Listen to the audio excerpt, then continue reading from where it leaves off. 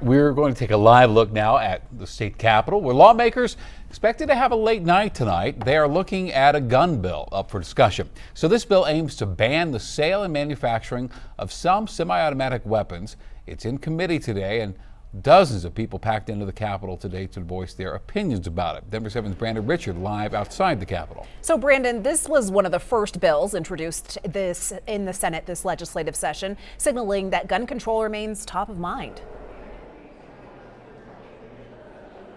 Yes, it does, and this bill has a lot of Democratic sponsors in the Senate, and right now people continue to testify on this bill right through those doors here behind me. In fact, so many people were interested in testifying.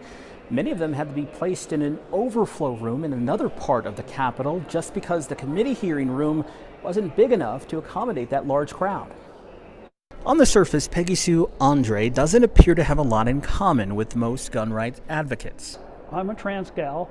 I've been a civil rights advocate for a number of decades. But like them, she is against Senate Bill 3. I believe it's totally misguided. It's blatantly unconstitutional. The bill, sponsored by State Senators Tom Sullivan and Julie Gonzalez, would ban semi-automatic guns with detachable ammunition magazines.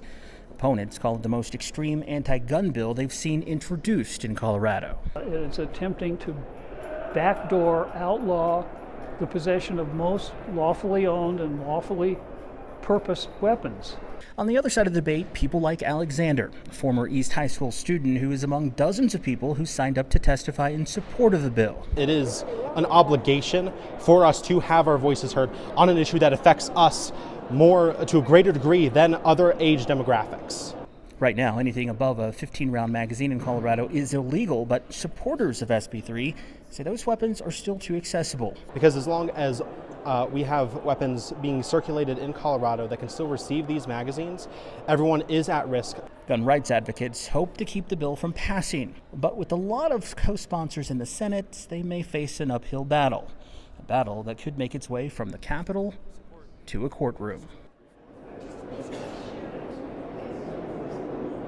Now, the hearing on this bill started at 2 o'clock this afternoon, and since then, different panels have been testifying either for or against this bill.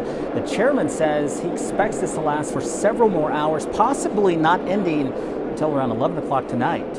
Live at the Capitol, Brandon Richard, Denver 7. All right, Brandon, thank you. And Colorado's largest gun lobbyist group says they're going to fight this every step of the way. And we talked to Rocky Mountain gun owners when this bill was first introduced.